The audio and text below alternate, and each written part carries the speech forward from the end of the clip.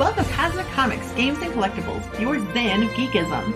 We carry comics old and new, magazines, toys, games like Pokemon, Magic, D&D. Want Godzilla, Ultraman, Star Trek, Ninja Turtles, Funko Pops? You'll find it all here. Shop our Cosmic Sound Room and pick up a record or two. Enjoy our Comic Coffee Lounge with a cup of Sasquatch coffee while geeking out over a super cool movie on our big screen. Cosmic Comic, Games and Collectibles. Superman loves us, and so will you. Hi everyone, Daphne Lage here. Join Nita Lanning and me on the Ragin' to the Vlogs show, where we talk about everything, nothing, and all the bits in between. Looking for hour-long conversations about indie comics, social media marketing, and crowdfunding, with the occasional rant and story time? Head on over to the Ragin' 2 channel on YouTube, Mondays through Fridays at 11 a.m. Eastern to join in the chat. Hit the button. Ed Gein, Demon Hunter, on Indiegogo. After a deranged demon escapes the bowels of hell, Satan is forced to send a damned soul back to Earth as a demon hunter. Armed with a sacrificial dagger, Ed returns to his old stomping ground to capture the demon before the universe is destroyed. Ed Gein, Demon Hunter. Issues 1 and 2 available now on Indiegogo. Prepare for the ultimate face-off.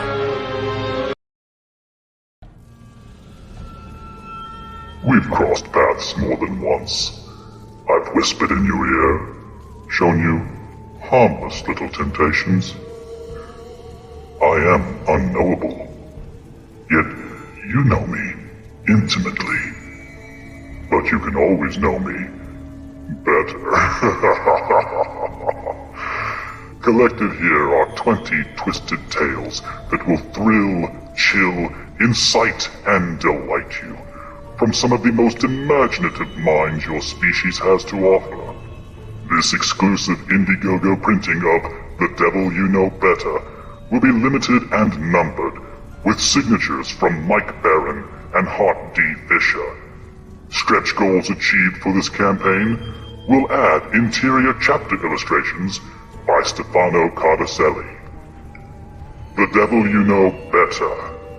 Back it on Indiegogo today, while you still can.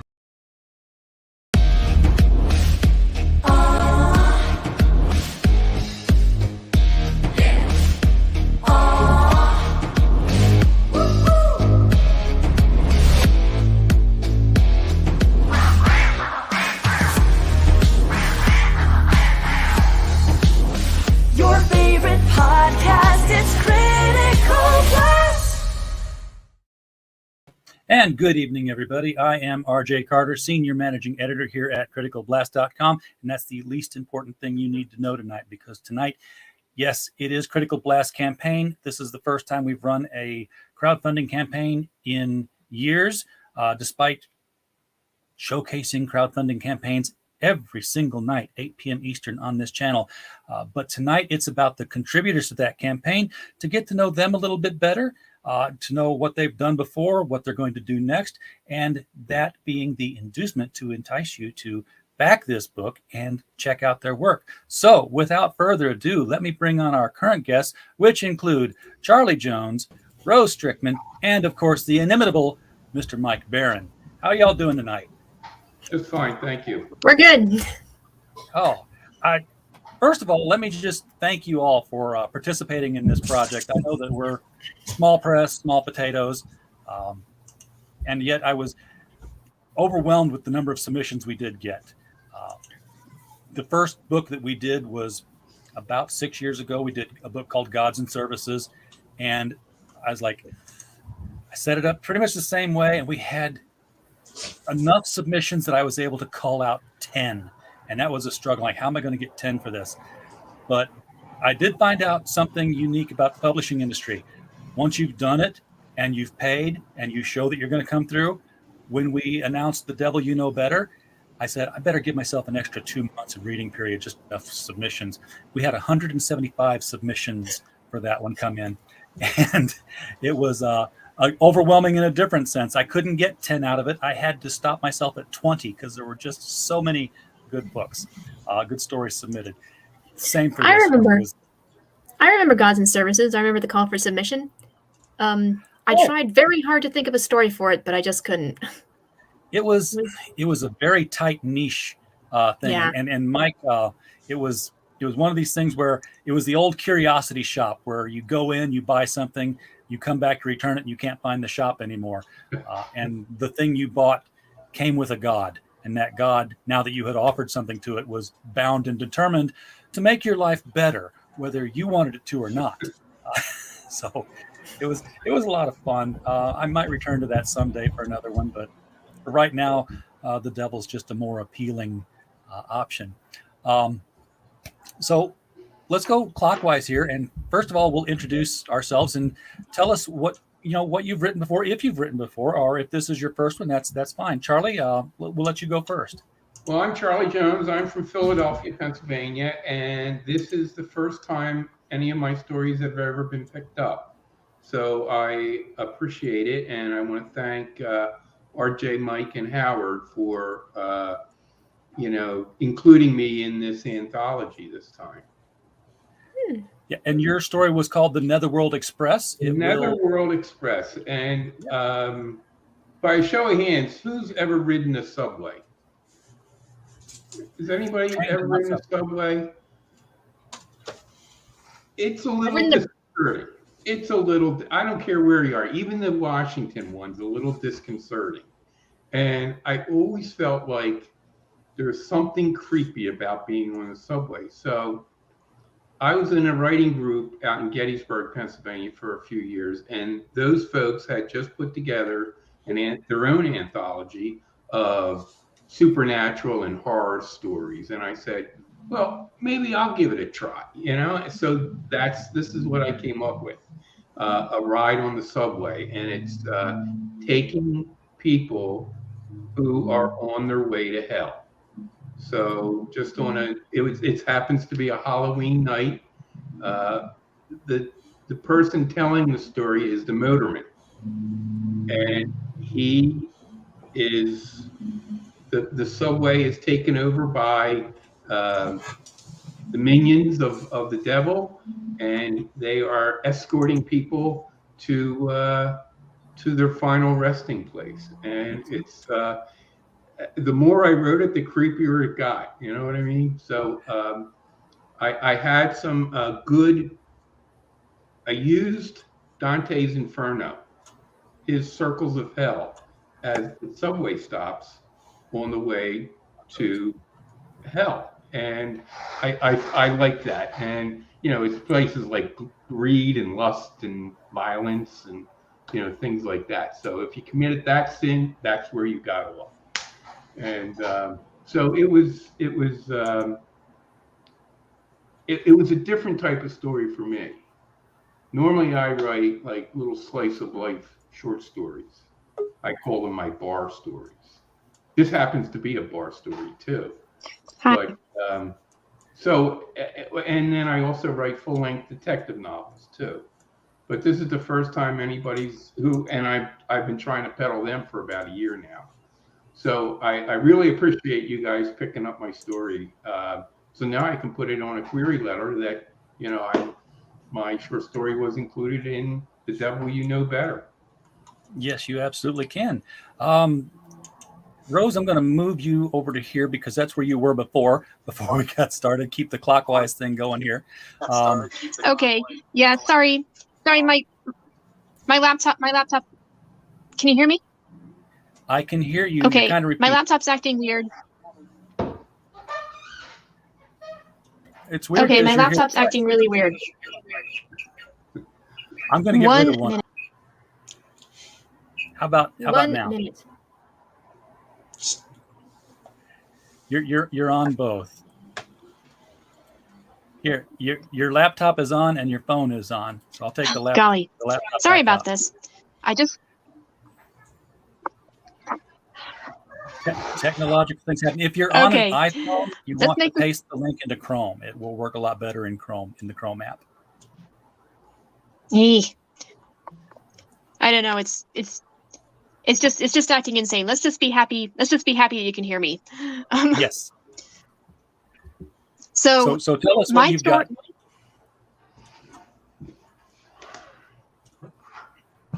Can you? Golly. Yeah, tell us where you've been published before, if at all, and what your story is about in this book. And welcome, Ray. Hello. Well, I've been published several over. Can you hear me? Yes. Yeah, we can hear you just fine. Okay, I think good. there's probably a delay, but Okay, I've been published over 40 times before. A lot of different anthologies, including Sword and Sorceress 32. Very proud of that one, and a lot of online e-zines. Rhonda Parish, she's published me before. I've also self-published some stuff on Amazon. I know it's bad, but there you go. it's not. Yeah. It's not bad. It's not as bad as it used to be. True. And yeah, I published like some novellas. Like that's about as long as I can get. Some public novellas set in a post-apocalyptic world called The Drowned World. Please check them out. Absolutely. And go ahead and tell us a little bit about Justice, the short story that you turned in for The Devil You Know Better. Well, I've always been kind of fascinated by the concept of justice and revenge. You know, how marginalized characters feel, what they'll go through to get revenge. And it seems like, it seemed to me like the devil, he's often portrayed as, the arbiter of evil in the universe, but he's the arbiter of justice. He's punishing evildoers. He's there to deliver God's wrath. And so I thought, what if the devil wasn't evil? He was just extremely just. Just a job. And yeah, what if he was still an angel? He was still doing what God told him to do. And how would this play out in the real world? Because there's plenty of human injustices. Evil comes from humans, not from the devil. So, and then I was reading about the history of the Ku Klux Klan in Oregon during the 1920s. My story actually makes it to be more violent than it actually was in Oregon, but it still really intrigued me. This is a bit of history that isn't usually considered, and there's a lot going on. Like I say, my story made out to be more violent than it actually was in Oregon, but there's still plenty of atrocities. So yeah, and so being I thought based in history, that makes it more interesting too. Yeah. Also, I feel like the 1920s, they're sort of related to our time in a weird way. I mean, we're in the 2020s, that's the 1920s, but during the 1920s, it was kind of the same kind of panic in the air. There was, they just had a much worse pandemic than we've just had. A lot more people die. It was the rise of fascism. There's parallels with our time too. So I thought that made it more interesting. All right. More intriguing for me. Okay. Moving clockwise again, we can spend the next hour and a half talking with Mike Barron about the different things he's had published. But Mike, I'll leave it to you to how to edit that list and what you've done. Well, I've written a lot of comics and novels. I started out writing comics. I created 2 characters, Nexus and Badger. I wrote Punisher for 5 years, Flash, Deadman, Star Wars. Worked for every independent publisher in the 80s and 90s. I'm particularly proud of the Bruce Lee comic I did with Vale Myerick. About 15 years ago, I started writing novels. And I have 2 series. One is Biker. It's hard-boiled crime. It's about a reformed motorcycle hoodlum who went to prison, found God, and came out and tried to turn his life around.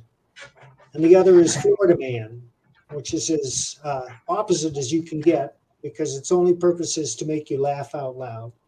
My contribution to the anthology is called cenote. The cenote is a sinkhole, many of which are found in the Yucatan Peninsula, where limestone has eroded and it leaves kind of a lake at the bottom of a pillar. It's beautiful, pure water. And many of these lakes are interconnected, but you have to be an experienced diver to explore them because many people have died trying to explore them. They get lost in these tunnels and they can't find their way out. Cenote is about 2 grifters who escaped to Mexico after murdering the woman's husband for his money. But we don't know that at first. And when they show up in Mexico, they pose as innocent tourists.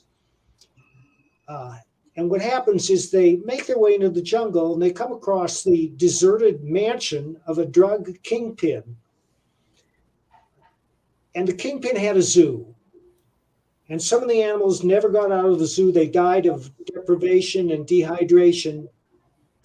But one cage says tiger, and that cage is empty. And when they finally get to the cenote, they encounter this beast who is iconic in a way, although he could just be an ordinary pissed off tiger, but he's my stand-in for evil incarnate. Okay. We were going to go to Diana next, but she's moved out of the frame, so we're just going to switch over to Ray. Ray, I don't know how to say your last name. Zasek. Zasek. Okay. Correct. So I was using a ch sound on it earlier today, and I was like, I don't know, but he's not here to correct me. So That's correct also. I mean, the actual pronunciation, the old country pronunciation would be Zacek, but it's anglicized to Zasek, and I've always said it that way. right now, you've also got a bit of a publishing history, I understand, right? Am I remembering correctly? Yeah, I've also published some stuff, self-published some things on Amazon. I've published a few things, short stories in online and in magazines. Somehow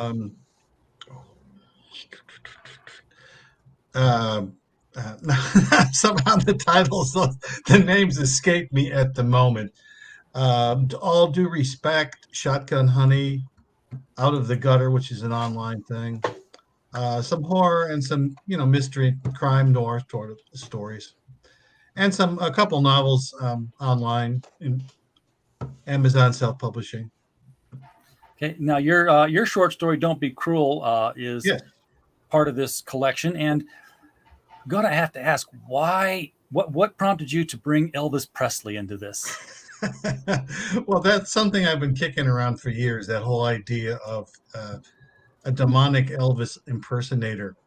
It's actually a demon that convinces these rather simple folks in North Florida that he is the reincarnation or another avatar of Elvis, and he is trapped there in this spring in North Florida, and eventually he will rise from the spring and ascend to Graceland and take his loyal servants with him. I love that. Of course, it's in Florida, Mike. So yeah, that Have you naturally ever seen believe it. Bubba Hotep?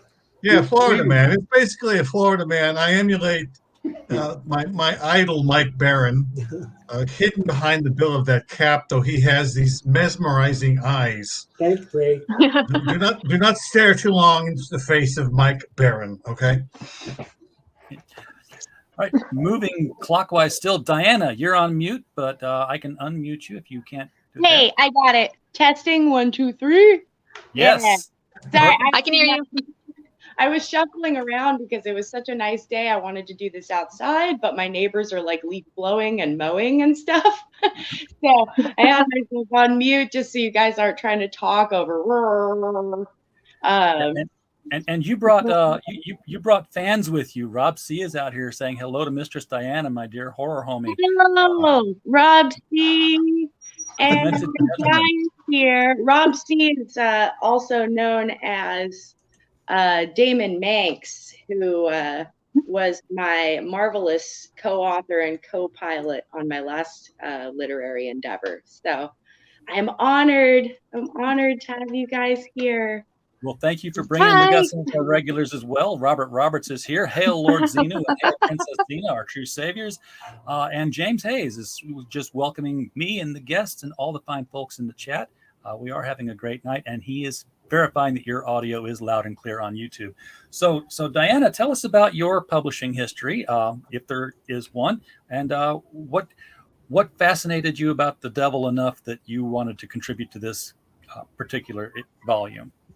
Oh man, I'm a big fan of the devil. Aren't we all? I think that's largely at least a little bit where we the villains are always the best. So I've got a couple publications out. This is only my third published piece, but at the rate I work, there's going to be plenty more. I'm a creative compulsive, so it's just gonna keep going and keep going. So my last one before this was the aforementioned book I did with Mr. Damon Manx, aka Rob, who's here with us. he and I teamed up with Last Waltz Publishing, which is a new indie publishing house. And we put out, not to like be throwing my propaganda around, but this is my new bookshelf that I love so much. So it's got, Well, let's give you the big screen. It's got our new one right here, The Devil We Love, The Devil We Know. And then we've got, and of course that'll be replaced by the special edition when that's available. And let me just make that clear to everybody. The author's copy that you're all due is going to be one of these hardcovers. There will be a special author's edition hardcover. It's going to be just like the one that's numbered and signed. So while everybody who's backing the campaign will get one signed and numbered, yours will be signed, and instead of numbered, it will say author's copy. So it'll be even more special. Nice. One of 21, because I'm going to get one. Excellent. Oh, they're fancy. Too bad we couldn't do, 666 of them there. If we get 666 backers, that'll happen. That would be perfect. But since you brought that up, it will be limited to the number of people who order.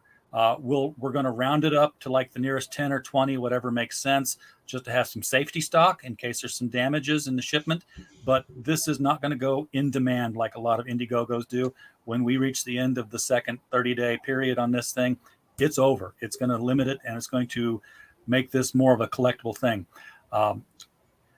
Damascus, I see you in the back room, but your device isn't connected. So if you can hear me, you have no camera or mic hooked up, so I can't bring you in. But we do have Anthony, and I'm going to say Ramanauskas, and I hope that's right. Yep, that's good enough. Perfect. How's it going, everybody? It's interesting. This is day one. So, everybody's going to want to get their hands on that hardcover because that could be worth a chunk of change someday. You never know. Yeah. And it's a simple campaign. If you follow crowdfunding campaigns, there's often, this tier and that tier and this mix and that mix. This is it. It's the book. And it's a $25 hardcover, which is a deal because if we get all the stretch goals on this, which means that every one of your stories gets a chapter illustration, it's going to be 308 pages in hardcover. So it will definitely take out an intruder if you bash them on the head with it. Some of my favorite books do that. Down here somewhere, I've got Gardner's Art Through the Ages, which I'd hold it up, but it's so heavy. Martin Gardner's? That's my knockout book. I like that standard for measuring a book's size. Yeah. Yes. Is that Martin Gardner's Art Through the Ages? I think so. Hold on. Oh, I'm an art nerd. There she is. But if you somebody with this, I can tell you, concussion, maybe coma. So don't get on your bad side. Yeah. Martin Gardner did the annotated Alice in Wonderland and Through the Looking Glass, and was the inspiration for my first book. The first time I got published, I wrote the third Alice in Wonderland novel by Lewis Carroll. And I got that was published through Telos in England. It's a very small volume, and I stole the title from Neil Gaiman. Oh my gosh, you did! Nice. It was all book, yeah. And because of that, he name checked it on his blog, which I stole his name checking and put it on the banner that I take to conventions. So people walk by, Neil Gaiman's name flashes out of the corner of the eye, and they stop. And it's funny because I wrote this in the style of Lewis Carroll. I actually had the handwritten manuscripts, not the official ones, just copies. And the editors were kicking it back like, the grammar on this is all weird. You've got like 2 apostrophes in a lot of these words. I'm like, yeah, here's how he wrote. And they're like, carry on. So I strove for authenticity.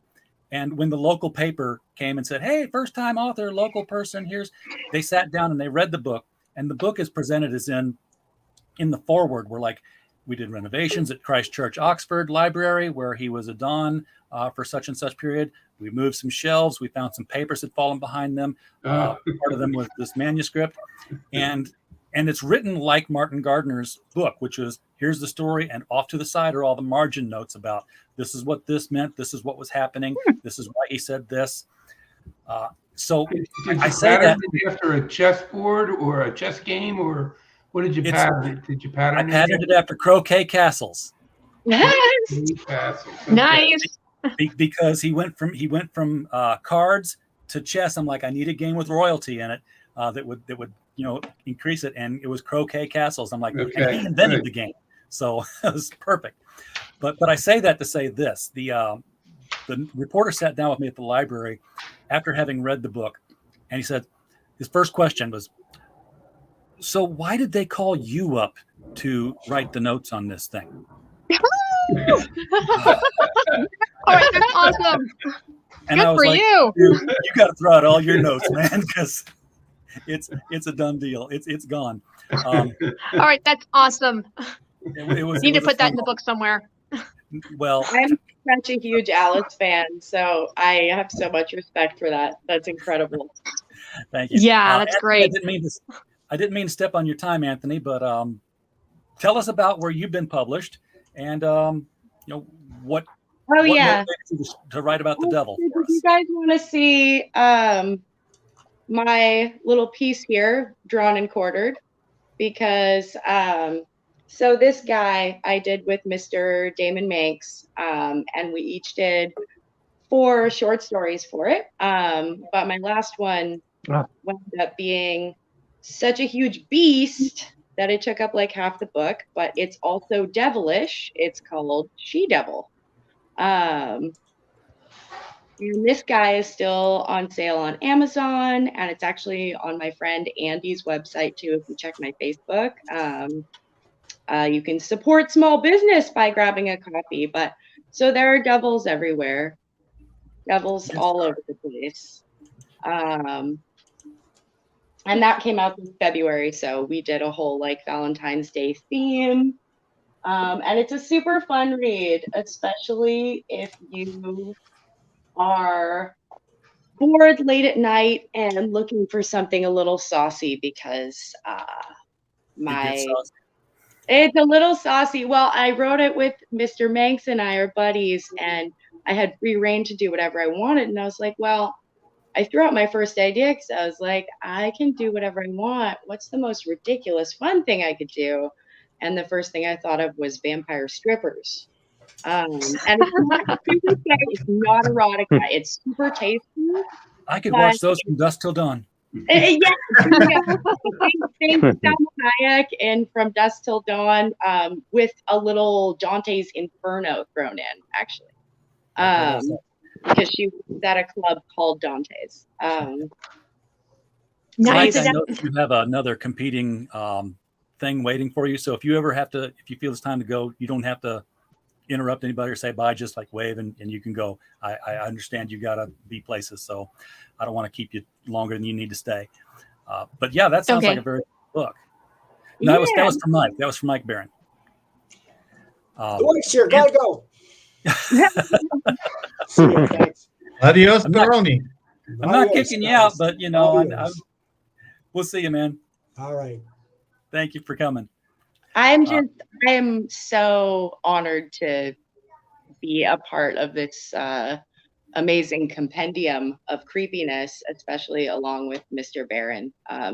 Huge respect for the work. I am not a comic book expert, but I knew enough that I knew his name right away, and then I started looking him up, and I was like, whoa. That was one of the things I set out to do with all the books we've done, because the criticalblast.com site is a review site. It's a review outlet. It's been out for 7 years. We do music, we do movies, DVDs mostly, done a lot of books. And I was doing this same thing for 15 years for another website that I did not own. And I was the point of contact for all the stuff that came in. So I knew people from Scholastic. I knew people from Simon & Schuster. And when we did Gods and Services, I wanted it to be, for fresh writers, but I also wanted to have a couple of names in there. So when we did Gods and Services, I reached out to my friend Ira Bloom, who had done Hearts and Other Body Parts for Scholastic. I was like, is this something that you would be interested in?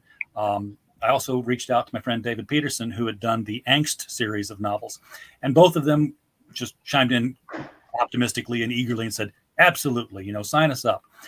because I want to be able to give new writers the opportunity to say, not only did I get published, but I'm in a book with, and then, rattle off names, help boost that query letter in front of other people. And, it's still quality writing. I wasn't like saying, okay, we're just going to say, we're publishing it on these guys, but, we'll include you too. Now, they were all equally quality stories. And the same thing with The Devil You Know and The Devil You Know Better. And yes, there will be a cover with him holding up his hands like this eventually with The Devil You Know Best. And then we'll end it because I can't think of how to further take it after that. Oh, that's exciting. I didn't know that a third one The Devil was in You the Know Forever. trilogy. Yes. Forever Damned. That would be something. We'll have to do another Gods and Services. Anthony, tell us about your publishing and what, if you have a history, and what prompted you to write about the devil for us. So I've been published in a few anthologies, kind of similar to this one. Nothing recently. I got into writing in my early 20s, got a few things published, and then promptly stopped for a couple of years. But this is the first one. I actually wrote this story back around that time period, so around 10 years ago, and I would pull it out occasionally and update it. I just thought working with a guy who is disenchanted with the deal he made with the devil would be a good source for humor. So pulled the story out every couple years or so, edited it, and felt it was good enough to submit at this point. So I submitted it to you, and here it is. And yours is the Faustian Frequent Flyer. Yes, sir. And I liked it because you don't often get stories about people who've made a contract with the devil and get out of it.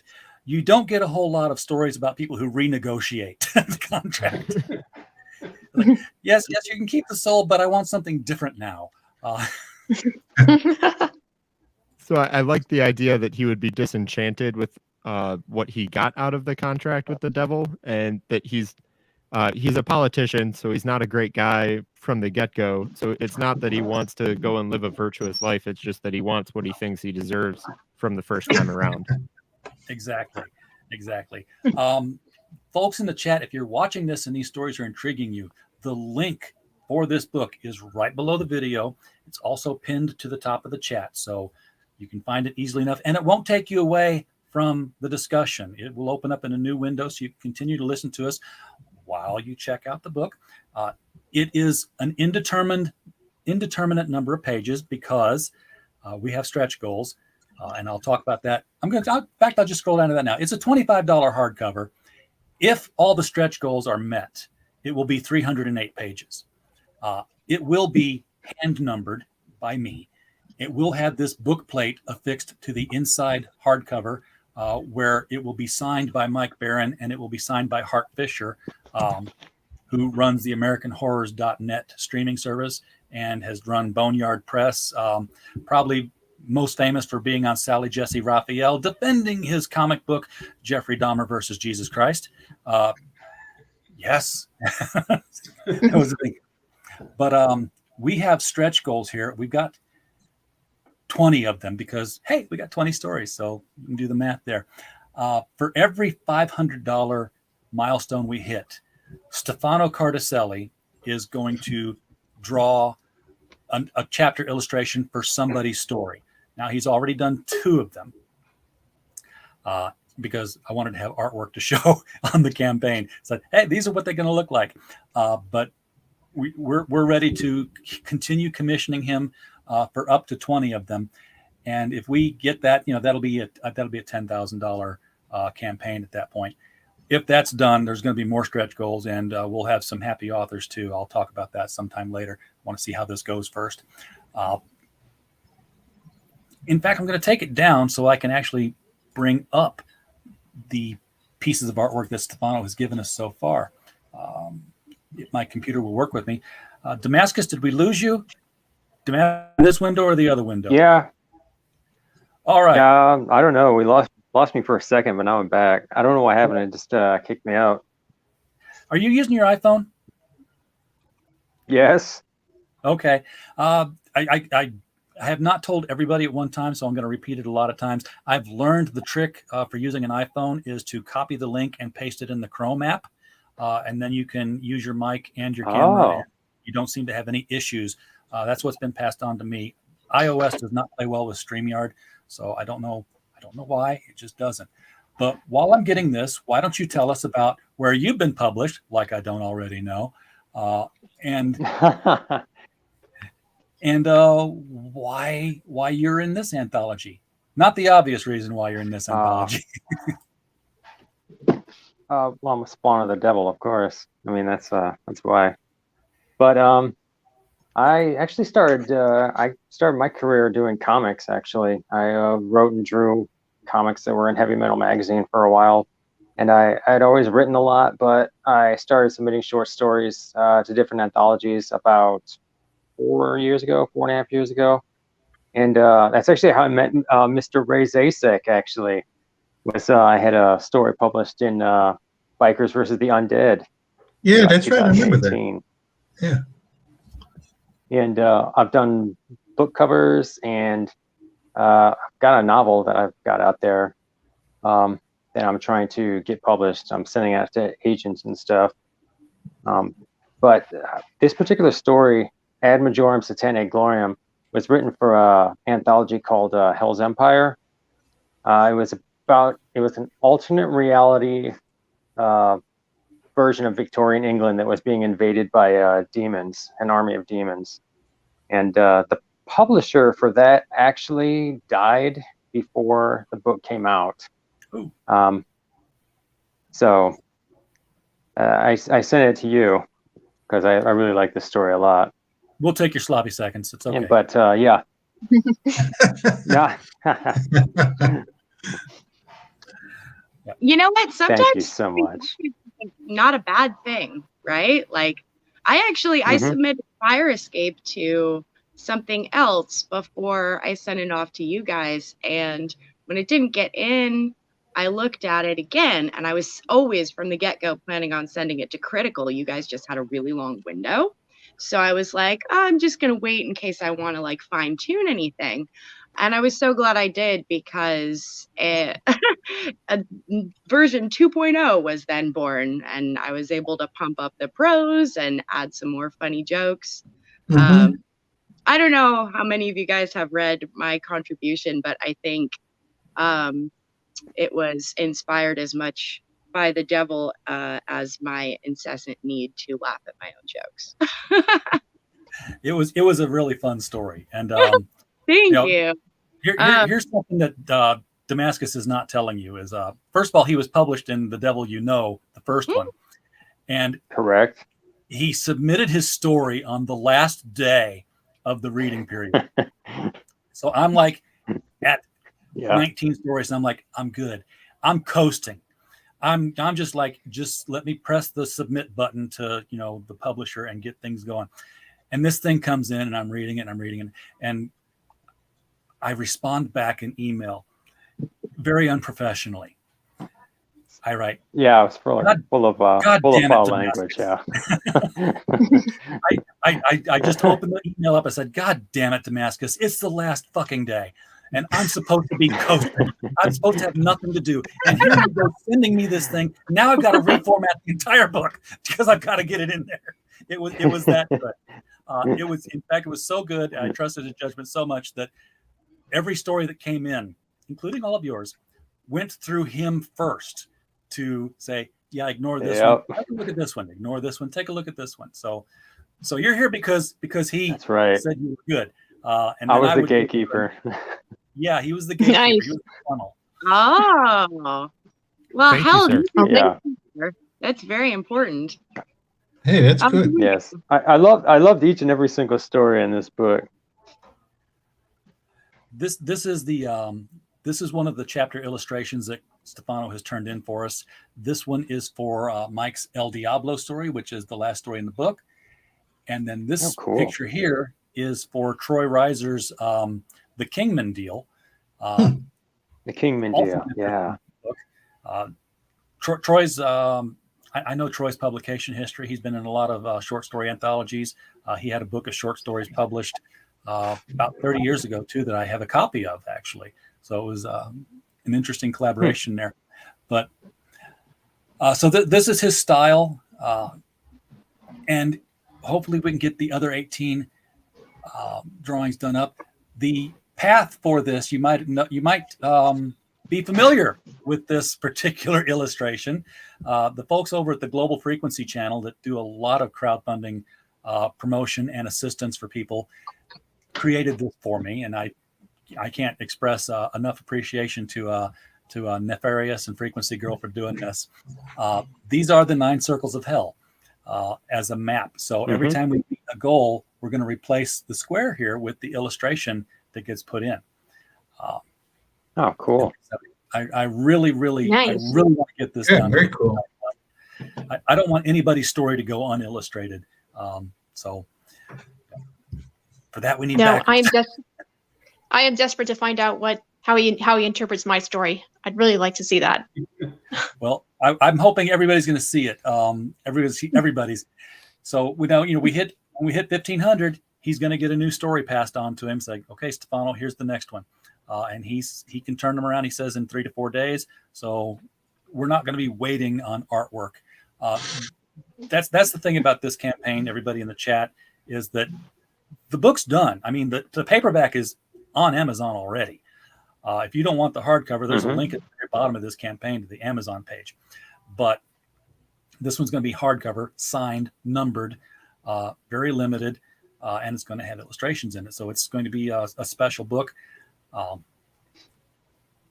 I just talked myself right into a corner there. I forgot where I was going with it. Anyway, the only things we're going to have to be doing is I've got to reformat the cover because we don't know how thick it's going to be. So we can't reformat the cover until it's in stone. And then we have to order the books. And we have to ship the book plates off to Mike Barron and then to Hart Fisher so that they're signed. But it's not going to be this, 2 years later, where's my book thing that we see with so many crowdfunded campaigns. This is going to be fast. The other advantage that we have as Critical Blast is that we are a number of things. We are a review website. We are a publishing house occasionally. And guess what? We're a distribution for crowdfunders. So a lot of the people who finish their crowdfunding send all their stuff to us to package up and ship. So we've got all the shipping tricks and trades figured out. We're going to be shipping. I'm my own client on this one. All the books will come here and I will be handling the distribution.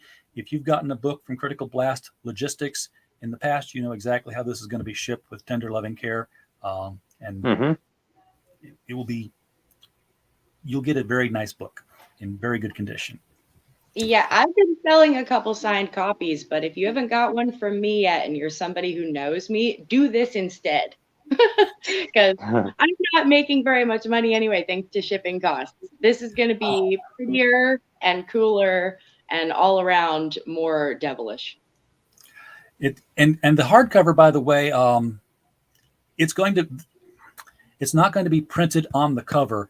It is going to be a dust jacket. So it's going to be, that extra touch of class that comes with a book when it has a dust jacket on it. Me personally, I prefer no dust jackets because I don't have a book in my collection with a dust jacket that doesn't have a rip or a tear in it somewhere because I read them all the time. So, yeah. And I'm looking forward to it. This will be my first anthology with a dust jacket. Well, there you go. I tried to make it as nice as possible. I think it'll be the first hardcover book I've ever had anything in ever. And doesn't everybody always ask you, is there a hardcover? I'll spend more and buy a hardcover. Usually there's never a hardcover. They've got to do it here or on eBay afterwards. I've been published in hardcovers, but never with a dust jacket. It's always just printed right on the book. Well, this one is right on the cover. It'll have its own ISBN number. Again, I won't be acquiring that until I have the finished print file done. I will be working with somebody who's much better at PDFs than I am, because my work with PDFs is I write in Word and then I save to PDF. But now I've got to get these art pieces put in the right places. I wanted so badly to have all of these pieces of art on glossy inserted into the hardcover. I talked with multiple printers, big names, small names. All of them told me the same story. You will have to mortgage your house. It was eye-wateringly expensive to collate with satin to gloss and back to satin and back to gloss. I'm like, but I've seen it done. I mean, one of my favorite authors is Brahm, who's not just a great author, but he's also a great painter. And I'm like, I just noticed that my friend had it. And here in the center of the book, he's got all these glossy pictures. And they're like, yeah, are you Simon and Schuster? No? Okay. I have to say, though, regardless of that format, having, I don't know if you guys have ever had the privilege of having a story of yours illustrated. It is so cool to see your character brought to life from another person's point of view. And I was lucky enough that one of my stories wound up inspiring the cover for an anthology I was in. And the first time I saw it, I didn't even realize it was my character. It was like a totally different interpretation. It was a sci-fi story, so they took like a 50s retro future view of it where I was going something else. So just seeing another artist create something off of your work is such a privilege. Yeah, they all have different interpretation of how they see your characters. Speaking of science fiction, I just want to also point out to the audience, because you're the guys we want to buy this book. This is not a collection of 20 horror stories. This is a collection of 20 stories about encounters with the devil. And that's true. Some of them are horror. Some of them are comedy. Some of them are folk tales. Some of them are science fiction. Troy Reiser's story, The Kingman Deal, is a 1940s noir detective thriller. So they run the gamut, and they're all mixed up in their Damascus. You helped me figure out the best order for those things so that it wasn't, so that the beats went up and down, so that it had its peaks and ebbs, so that it wasn't the same thing over and over. It's a very good variety, I think. I like that. Mine is actually a romance. Yeah, exactly. There's a little bit of. I really enjoyed that one. I think I gotta check yours out. The devil is so romantic. A lot of people just don't really think about that. People love monsters as romantic figures. The one I always hit on when I go to conventions and run panels is like, what's the deal with vampires? They want to rip your throat out, and you guys want to get naked with them. I don't understand. Yeah, even because they're suave. They're Twilight. suave and seductive. They are. It bothers me. It's like a personal pet peeve when authors reimagine Mina Harker from Dracula as having the hots for Dracula. When the novel is about the exact opposite being the case. I really liked the scene in Alan Moore's League of Extraordinary Gentlemen where Mina Harker, not the movie, God no, but in the graphic novel series, when she takes the necklace, the neckerchief off that she's wearing all the time and exposes the scar, and it was like it was like a huge burn, a palm-sized burn, and she's like, yeah, it's not two neat little puncture holes, is it? You get your jaw ripped open, your neck ripped open by somebody taking a bite out of you. It's a big ass scar. And I was like, yeah, because I'm so used to movies being like, pink, there they are, just two little holes, just like a rattlesnake bite or something. So that was one of my favorite graphic novels that went on too long. But in the chat, James Hay says, if your iPhone battery gets low, have you run out of apple juice? Yes. That's a good one. Stabby Hamlet says it's a cool idea with the illustrations. Thank you. Appreciate that. So that's hold on. I have a little bit of Stabby swag right now. If I put it back on, Stabby Hamlet is a wonderful website that supports all things devilish and dark and underground, especially music. And they've just started carrying books, so they have my book drawn and quartered. But this is the little stabby guy right here, and there's a couple different versions of him, but they've got t-shirts and all kinds of stuff, and Mr. Stabby Hamlet is just I think of him as a gothic Robin Hood, I think. bringing the goodies out of the underbelly and onto the internet. So definitely check him out. And at some point, maybe I can parlay him into helping me get more shirts as well. I have Fire Escape band tees. This is the last of my propaganda. But my band is fictional, but I couldn't resist the excuse to make band tees because I am a long time Seattle rock fan. So the second I finished that story, I was like, oh, when it gets published, there are going to be t-shirts. But the band is not real. I don't know how many other people who know me are on this right now, but there is still some confusion out there. And a lot of people thinking I front a real band. Just a story in this marvelous book. And who knows, maybe 10 years from now they're real. But unfortunately, when you are a band who makes a bargain with the devil, your tour doesn't last very long. No, I'd hate to form that band and then read this story and be the drummer. Exactly. I did get the drummer seal of approval. I'm pretty close with a lot of musicians around here, and I'm making sure every drummer I know reads it and is down with all those deadbeat drummer jokes. Dude, we're getting the band back together. Yeah, there we go. That's a good idea. Does the band have a fiddler? Oh, I wish. I'd love to have a fiddler, somebody on accordion, maybe. Well, to quote misquote the conversation between Aziraphale and Crowley in Gaiman and Pratchett's Good Omens. Think about it. If you actually in the world, we have all the best musicians. you have Mozart and Beethoven. We've got everybody else. So yeah, the encore is in the afterlife. Anyway, Jack well, Wells. I actually live in Seattle and volunteer at the Museum of Popular Culture, so maybe I can get you a gig there if your band ever comes together. Yeah. Oh, there you go. Well, and I was in a band for real for about 5 minutes before I wrote this story.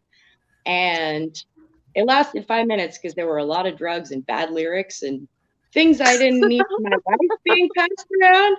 I know so many talented musicians, but of course the thing I got roped into was with a bunch of idiots. So I didn't stick around, but the lyrics I wrote for one of those songs actually made it into this short story. So there was some serendipity there. I was writing Fire Escape and I was like, oh no, I need a whole like fake song. That's going to be really time consuming. And then lo and behold, no, right behind me were the lyrics for this band. And I was like, I knew I was going to do something with those. I wasn't going to let, no work should ever go to waste, right? Like, absolutely. Everything happens for a reason. And I think, I mean, a lot of you guys as like repeat or long time published authors, you probably have things you start that are floating around for years, or they don't get into the publication you want. And it sits on the back burner. And then one day the stars align and you go, oh, this was how it was supposed to be from the very beginning. Yeah. Something like that. One of my adventure novels that I said, I'm always going to write this story. I swear I'm going to write this story. I had the notes for it. I had a story started and I didn't ever follow up on it. And then I got the contract to write the Destroyer series from Warren Murphy. So I got to do some Remo Williams. I'm like, what's the first one going to be? Oh, I know. I'm just going to rewrite this story into a Remo Williams story. And with that gave me the impetus to finish it. So that's, you reuse everything until there's nothing in the drawer. Yeah. Now, never throw anything away. Never, ever throw anything away. Never. True. I don't even throw away all my drafts. I'm superstitious. Yeah, but at the same time, put it in your will that if there is anything left, burn it. Yeah. Good advice. The last thing you want is the stuff that you didn't quite get polished. being published in your name is like, whoa, this guy really slid downhill in his last days. Oh yeah, definitely. That's why I had to delete browsing history too. Imagine Oh, yeah, how of course. upset a lot of the huge rock stars are that all of those demos came out post-mortem. Kurt Cobain, David Bowie. No. Every time they dig something out, here's another box set for you to buy. Meanwhile, the artists are turning in their graves. Yeah, there's a reason we didn't release this. It sucked.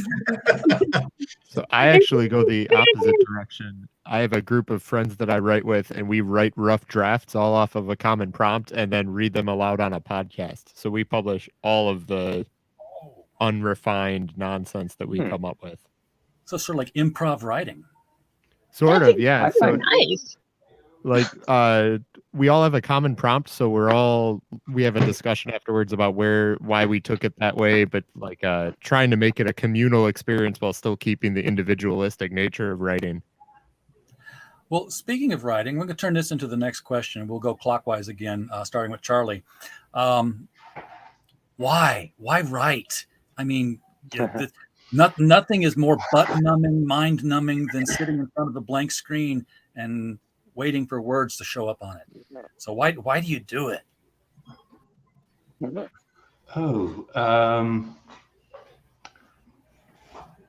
I've always had a knack for it.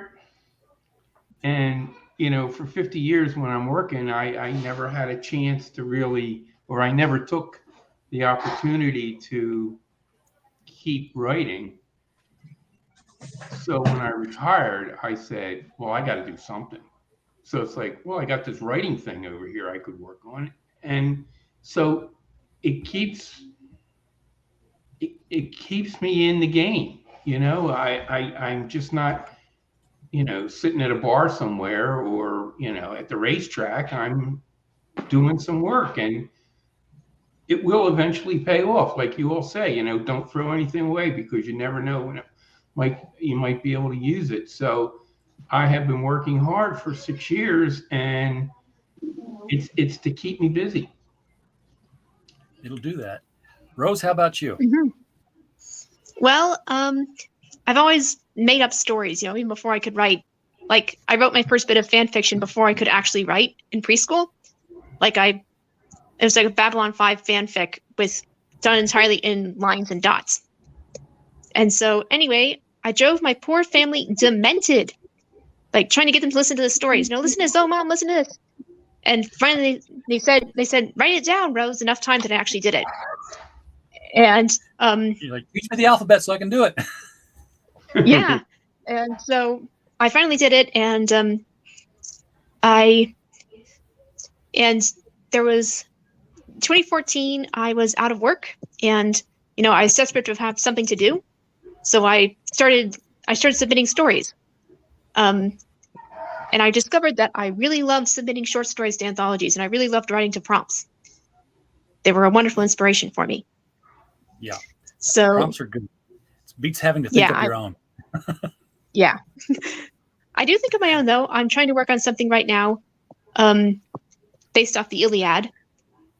But yeah, set in a world where there's that I explored in an earlier short story that never got published. But it's like populated entirely by elves who are technically immortal, but only until they die, because eventually something does get every one of them. It's just they don't age the way we do. And it's like, I kind of love that sort of anthropological fantasy, like Ursula K. Le Guin. How would this actually work in real life? Not just trying to make a political point, but how would this actually play out in a real society? So I'm trying to explore that as well. What kind of shape their society takes. And don't hold your breath. This may never see the light of day, but I'm having fun writing it. Yeah. Well, that's what's most important. Yeah. Well, it's not what's most important. When I did some of my first book signings for the Alice book, I was in bookstores, and a high school kid was stopping to talk with me with his mom because he was into writing and he wanted to get published. He was asking for tips and stuff. And we talked about, school. And I was like, so when you do the reports in school for your literature class, does your teacher ever ask you, what was the author thinking when he wrote this particular thing? He's like, oh, yeah. all the time. You got to figure out what was in their head. I'm like, I'm going to give you the answer, and it's going to be correct every single time. He's thinking, God, I hope this sells.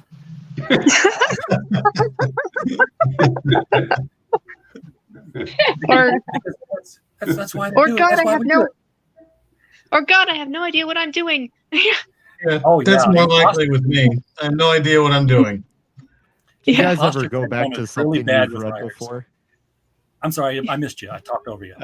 Do you ever go back to something that you've read before that you're sitting down to reread and think, gosh, this is crap. Why did I put this down on the page? All the time. Mm-hmm. All the time. It's like, things like, how did I miss this? How did I not catch this? Yeah. On the contrary, the one story that I always go back to, the one that got me the Destroyer gig that I talked about earlier, I got picked up in an anthology that the Destroyer books did, and they never do anthologies. This was like the second one they've done since 1971. And I had a piece of fan fiction that was written as a Destroyer Batman crossover, where just because I saw all the parallels in the structure and in the characters, I'm like, oh yeah, these would mesh up perfectly. Well, I totally de-trademarkified the entire thing. So, there's a Caped vigilante in the city who looks like Dracula, and he's got the car and there's the signal and everything else. But I read that back all the time when I'm at conventions. That's one of my out loud readers, and I'm just like, yeah, I got the voices for the characters right in this one. In fact, that's how, like I said, that's how I got the gig. The publisher called me up and said, we really like the way you've captured the characters. Would you like to take over the series? I'm like, kick my imposter syndrome to the curb for just a minute here so I can say yes. And the imposter syndrome is real, man. It is. There's nothing like being at a convention and sitting at a table with names that you've seen on books and like, what the hell am I doing here? They're going to ask me something and I'm not going to know what to say. And they're going to figure out that I don't belong here. You get over it eventually, but at least that's what I hear. I've not done it yet. Ray, why do you write, man? Why? I don't know. That's a good question because I've always written in because I enjoy doing it. It releases some kind of mental endorphins, I think. That I have no rational explanation. Does anybody else have a rational explanation of why they do it? In your being. Well, let's ask Diana. I enjoy words. I just love putting words around on paper. And creating scenes, creating characters. I'm sorry, go ahead. Oh, no. I completely understand what you're saying because I can pull all the pieces apart, but the why do you write question is a big question. I've been, I think, a storyteller since I was very, very wee. When I was in grade school, my friends would all gather around and they would say, tell us a story. And I think we started out reading those scary stories we tell in the dark. And then when we ran out of those, it was up to me to create them. So on the school bus and wherever, all my little friends just wanted me to terrify them. And I think I wrote a lot of things throughout my childhood, poetry as well. And my love of poetry has actually given me a condition that I now call IRS syndrome, involuntary rhyming syndrome. Okay. The first thing that pops into my head, really, really subconsciously, even when I'm just writing prose, my brain always wants to make it rhyme. So now I'm always fighting that. I let some stick in Fire Escape because it's about a band. It's a lyrical story. I was like, okay. And sometimes I can cloak them and turn them more into like half rhymes or quarter rhymes. So it's less obvious.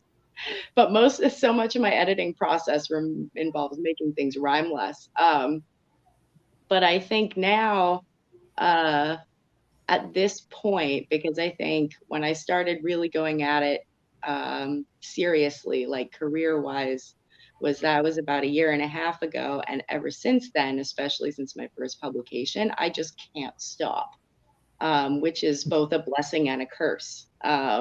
So I'm a workaholic. I am a vampire. I pull all-nighters, all-writers. Damon Mank knows about those. Those helped get the last book done on time. That was a photo finish. But I mean, at this point, I think the voices of those characters and themes and everything else as it comes to fruition, those voices are louder than my own, and there's not much I can do about it.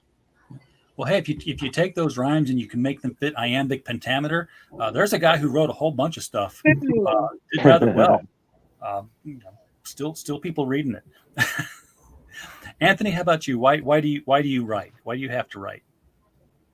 First and foremost, because it's fun, and I can see myself get better at it the more I do it. So just that visual progress really helps me stick to something. Lately, I had a son born in September, so I write to stay sane as much as possible. I've had, the That's group real, of writing yeah. friends that I talk to,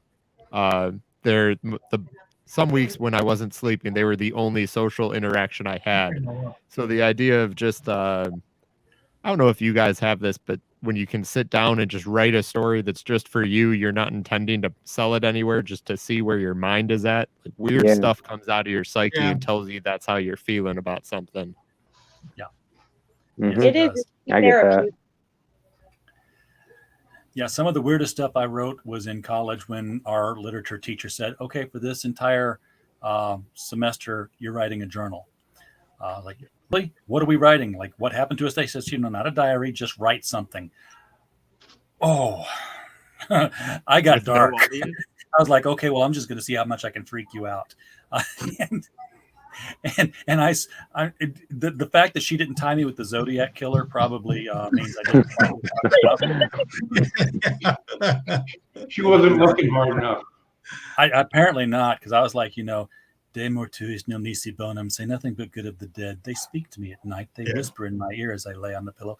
And you weren't put on a watch list or anything over this, right? No, well, it was 85. They didn't have those things yet. Oh, okay. Damascus, what prompts you to write and forces you to have to put words on a page? I see you blinking. I know you're there. He's thoughtful. He's very he might, is he like 5 seconds behind us or something? No, he's not there at all. Oh, he's buffering. He's buffering. He's on an iPhone. I'm telling you, the iPhones and StreamYard, they do not get along. I'll just say for my own part, the first thing I wrote was in first grade. I wrote a play. And, when you're in first grade, it doesn't matter if it makes sense or not. You just, making people do things. So my grade school basketball team mascot was the Tigers. So I wrote the Mystery Tiger. And it was all about, the team would be losing. They'd be behind. And right there in the last 30 seconds, another guy wearing a Tigers basketball uniform would run out wearing a mask, grab the ball, and put it in the basket. I don't know the rules of basketball. I'm 6 years old. But we had an assembly. Still don't and know the rules of basketball. It's take this ball, put it in a laundry basket. It's 10 feet off the ground. That's all I know. But we had an assembly, and I had turned it into my first grade teacher. And the next thing I know at this assembly, the 8th grade basketball players are putting on the play. And I'm getting credit for it. So it's not just my first written work, it's my first produced work. Nice. And then, 5th grade, my teacher in 5th grade was reading out loud to the class. He read us the entire Chronicles of Narnia.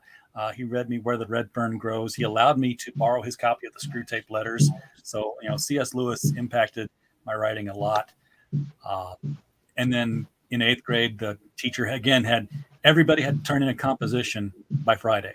Didn't care what it was about. Could be a report, could be anything. I was like, okay, here we go again. And I turned in a serialized chapter a week story of a World War II combat troop working behind the lines in Germany that were made up of a vampire, a werewolf, and and a Frankenstein monster. Nice. Did you get called down to the principal's office for that? No, because the principal was the 8th grade teacher.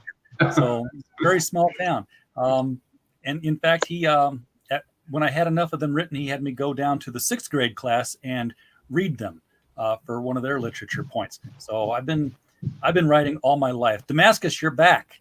Can you hear us? Finally, Yes. yeah. Okay. I finally got my good. camera We to work. started blinking, but so why do you write, man? I really don't have a choice. It's either that or go crazy. I mean, it's pretty much it. You can do both. I mean, the idea is yeah. Well, that too. But the ideas and the characters, they just show up like unannounced, and it's either write it down or they just keep clogging up the space up there. But I've been writing since I was like you, RJ. I've been writing since I was in like kindergarten, 1st grade. The first thing I ever wrote that I remember writing, I think I was 5 or 6, and it was at the babysitter's place, and it was a story about a dead guy coming back to life. And I wrote it, and the babysitter's daughter drew the pictures for it, and the babysitter was like really horrified, and she threw it away. Oh, I thought that was kind of funny. That would have been your biggest seller, probably. Oh, of course. But yeah, that was my my inauspicious debut. Well, folks, this is the campaign live right now. Again, I'll remind you, everybody in the chat, that the link is below the video and also pinned to the top of the chat. We have had 5 backers so far today since we launched at 1 p.m. Eastern Time, 6 p.m. Greenwich Mean Time. We launched at 6 on 6. That was intentional. It did not. You devil, you.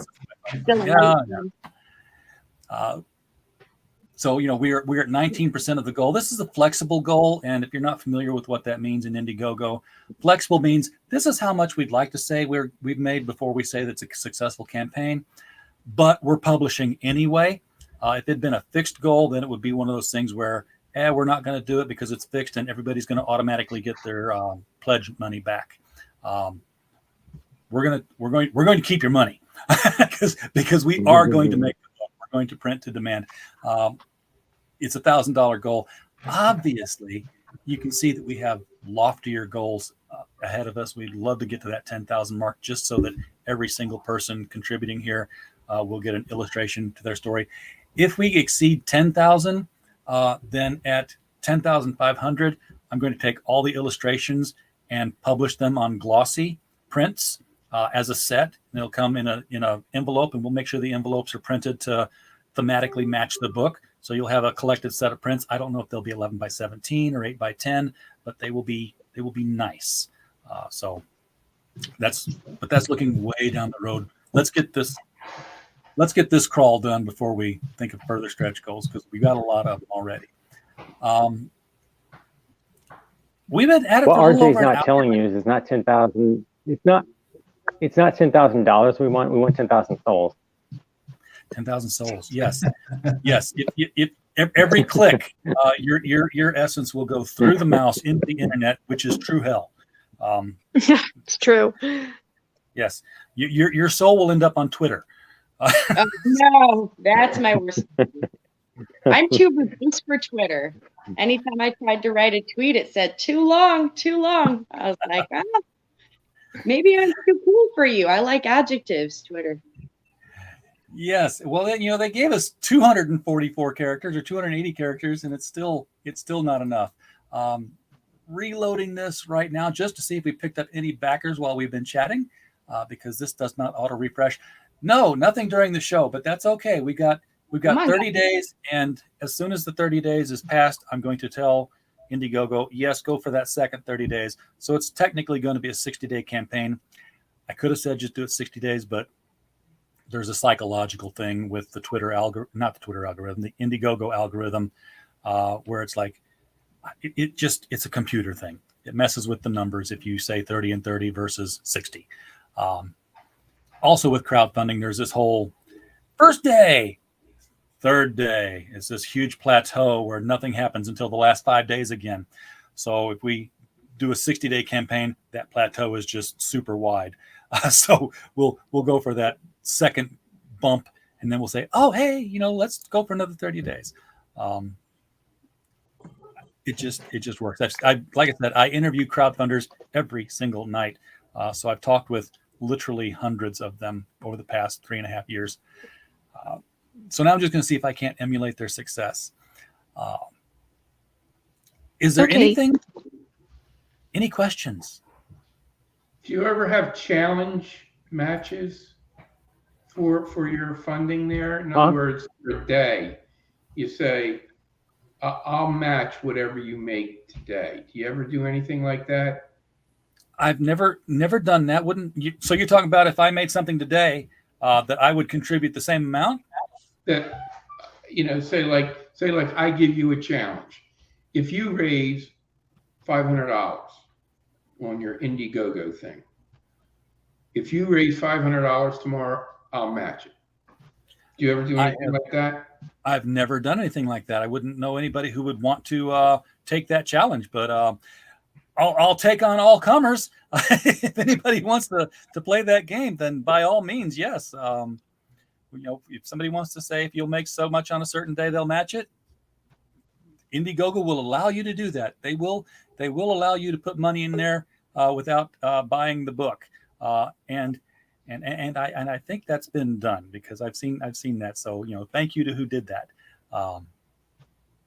And I won't call them out by name because they may not want to know or make it known. I was going to ask a question, but we've been over an hour, and I don't want to keep all you here. I don't know what time zones you're all in. Some of you may want to get dinner. Some of you may want to go to bed.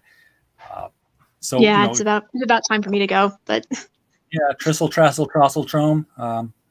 Oh, that's aging me. I'm the only one who knows Mr. Lizard and Tommy Turtle, or Tudor Turtle. Never heard of it. See, yeah. It's before my time. Oh, so anybody have any other questions about how this works, or any questions about the book? And if you have deeper questions that you don't want broadcast, we can definitely address them after the show here when we take it offline. I'll be here for a few minutes to tell you a few things that I haven't put out here in public.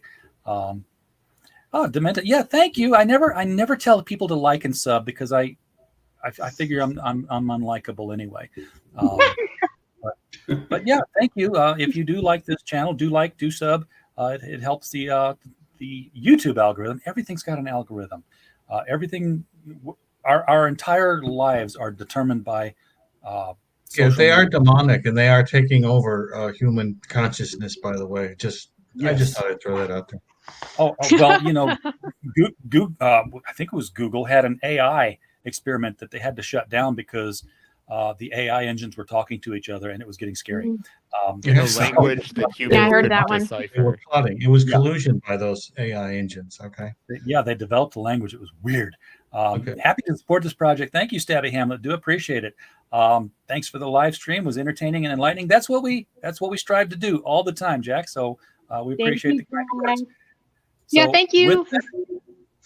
Thank you very much. End it out. And folks in the chat, thank you for being here. We don't have a show without you. And as always, as we do every night, while you were here, we just hope you had a blast. Good night. All right, bye. All right.